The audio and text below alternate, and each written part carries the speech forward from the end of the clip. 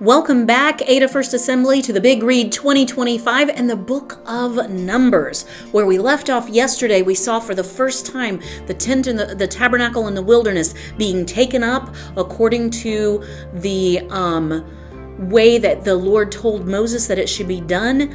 And for the first time, the Israelites are setting out from the wilderness of Sinai, headed to Paran, and ultimately to where the Lord would settle them for the next stay.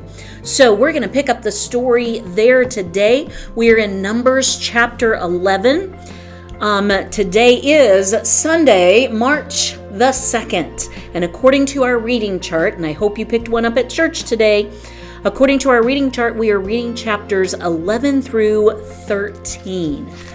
11 through 13. Easy peasy. Are you ready? Don't forget to take your notes. And Numbers, we're not too far away. We're going to finish this up pretty much over this next week. So let's jump right in, shall we? Numbers chapter 11. Now the people became like those who complained of adversity in the hearing of the Lord. And when the Lord heard it, his anger was kindled, and the fire of the Lord burned among them and consumed some of the outskirts of the camp. The people therefore cried out to Moses, and Moses prayed to the Lord, and the fire died out. So the name of that place was called Taberah, because the fire of the Lord burned among them. The rabble who were among them had greedy desires, and also the sons of Israel wept again and said, "Who will give us meat to eat? We remember the fish which we used to eat free in Egypt, the cucumbers and the melons and the leeks and the onions and the garlic. But now our appetite is gone. There is nothing at all to look at except this manna." Now the manna was like coriander seed, and its appearance like that of bdellium. The people would go about and gather it and grind it between two millstones, or beat it in the mortar and boil it in the pot and make cakes with it. And its taste was as the taste of cakes baked with oil. When the dew fell on the camp at night, the manna would fall with it. Now Moses heard the people weeping throughout their families, each man at the doorway of his tent. And the anger of the Lord was kindled greatly, and Moses was displeased. So Moses said to the Lord, "Why have you been so hard on your servant? And why have I not found favor in your sight, that you have laid the burden of all this people on me? Was it I who conceived all this people? Was it I who brought them forth, that you should say to me, 'Carry them in your bosom as a nurse carries a nursing infant, to the land which you swore to their fathers?' Where am I to get meat to give to all this people? For they weep before me, saying, 'Give us meat that we may eat.' I alone am not able to carry all this people, because it is too burdensome for me. So if you are going to deal thus with me, please kill me at once, if I have found favor in your sight, and do not let me see my wretchedness." Verse 16. The Lord therefore said to Moses, "Gather for me 70 men from the elders of Israel, whom you know to be the elders of the people and their officers, and bring them to the tent of meeting, and let me take their stand there with you. Then I will come down and speak with you there, and I will take of the Spirit who is upon you, and will put him upon them, and they shall bear the burden of the people with you, so that you will not bear it all alone. Say to the people, 'Consecrate yourselves for tomorrow, and you shall eat meat, for you have wept in the ears of the Lord, saying, Oh, that someone would give us meat to eat, for we were well off in Egypt. Therefore the Lord will give you meat, and you shall eat. You shall eat not 1 day, nor 2 days, nor 5, nor 10 days, nor 20 days, but a whole month, until it comes out of your nostrils and becomes loathsome to you, because you have rejected the Lord who is among you, and have wept before him, saying, Why did we ever leave Egypt?' But Moses said, The people among whom I am are 600,000 on foot, yet you have said, I will give them meat, so that they may eat for a whole month. Should flocks and herds be slaughtered for them to be sufficient for them? Or should all the fish of the sea be gathered together for them to be sufficient for them?" The Lord said to Moses, "Is the Lord's power limited? Now you shall see whether my word will come true for you or not." So Moses went out and told the people the words of the Lord. Also he gathered 70 men of the elders of the people and stationed them around the tent. Then the Lord came down in the cloud and spoke to him, and he took the Spirit who was upon him and placed him upon the 70 elders. And when the Spirit rested upon them, they prophesied, but they did not do it again. But 2 men had remained in the camp. The name of one was Eldad, and the name of the other Medad, and the Spirit rested upon them. Now they were among those who had been registered but had not gone out to the tent, and they prophesied in the camp. So a young man ran and told Moses and said, Eldad and Medad are prophesying in the camp.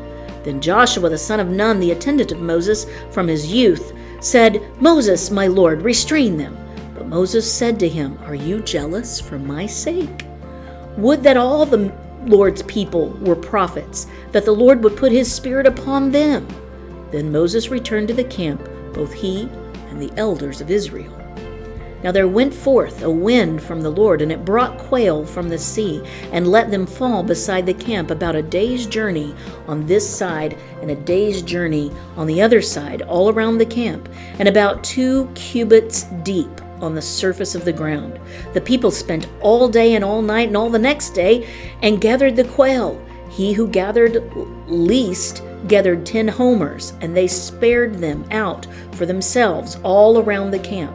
While the meat was still between their teeth, before it was chewed, the anger of the Lord was kindled against the people, and the Lord struck the people with a very severe plague. So the name of that place was called Kibroth Hattava, because there they buried the people who had been greedy. From Kibroth Hattava the people set out for Hazeroth, and they remained at Hazeroth. Chapter 12. Then Miriam and Aaron spoke against Moses because of the Cushite woman whom he had married, for he had married a Cushite woman. And they said, Has the Lord indeed spoken only through Moses? Has he not spoken through us as well? And the Lord heard it. Now, the man Moses was very humble, more than any man who was on the face of the earth. Suddenly the Lord said to Moses and Aaron and to Miriam, You 3 come out to the tent of meeting. So the 3 of them came out. Then the Lord came down in a pillar of cloud and stood at the doorway of the tent. And he called Aaron and Miriam. When they had both come forward, he said, Hear now my words. If there is a prophet among you, I, the Lord, shall make myself known to him in a vision. I shall speak with him in a dream. Not so with my servant Moses. He is faithful in all my household. With him I speak mouth to mouth, even openly, and not in dark sayings. And he beholds the form of the Lord.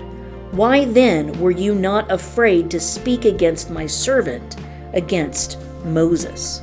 So the anger of the Lord burned against them, and he departed. But when the cloud had withdrawn from over the tent, behold, Miriam was leprous, as white as snow. As Aaron turned toward Miriam, behold, she was leprous. Then Aaron said to Moses, O my Lord, I beg you, do not account this sin to us, in which we have acted foolishly, and in which we have sinned. O do not let her be like one dead, whose flesh is half eaten away when he comes from his mother's womb.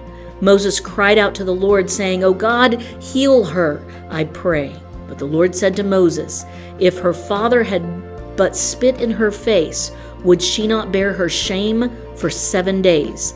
Let her be shut up for 7 days outside the camp, and afterward she may be received again. So Miriam was shut up outside the camp for 7 days, and the people did not move on until Miriam was received again. Afterward, however, the people moved out from Hazeroth and camped in the wilderness of Paran. Chapter 13. Then the Lord spoke to Moses, saying, Send out for yourself men, so that they may spy out the land of Canaan, which I am going to give to the sons of Israel. You shall send a man for each of their fathers' tribes, every one a leader among them. So Moses sent them from the wilderness of Paran at the command of the Lord, all of them men who were heads of the sons of Israel. These were their names: from the tribe of Reuben, Shammah; the son of Zachor. From the tribe of Simeon, Shaphat, the son of Hori. From the tribe of Judah, Caleb, the son of Jeptunneh. From the tribe of Issachar, Igal, the son of Joseph. From the tribe of Ephraim, Joshua, the son of Nun. From the tribe of Benjamin, Paltiel, the son of Raphu. From the tribe of Zebulun, Gadiel, the son of Sodi. From the tribe of Joseph. From the tribe of Manasseh, Gadi, the son of Susi.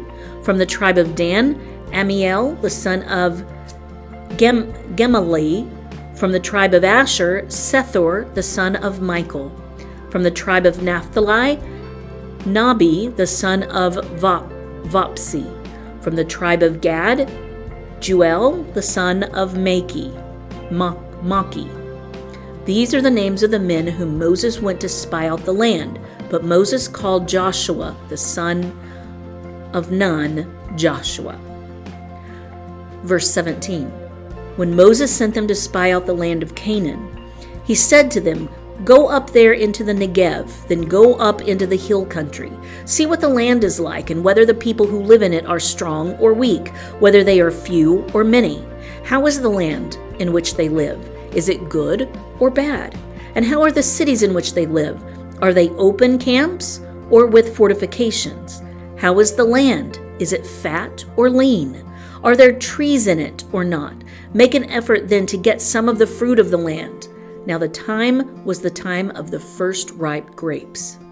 So they went up and spied out the land from the wilderness of Zin as far as Rahab at Lebo-Hamath. When they had gone into the Negev, they came to Hebron, where Ahiman, Shishai, and Talmi, the descendants of Anak, were. Now Hebron was built 7 years before Zoan in Egypt. Then they came to the valley of Eshcol, and from there cut down a branch with a single cluster of grapes, and they carried it on a pole between 2 men with some of the pomegranates and the figs. That place was called the valley of Eshcol because of the cluster which the sons of Israel cut down from there.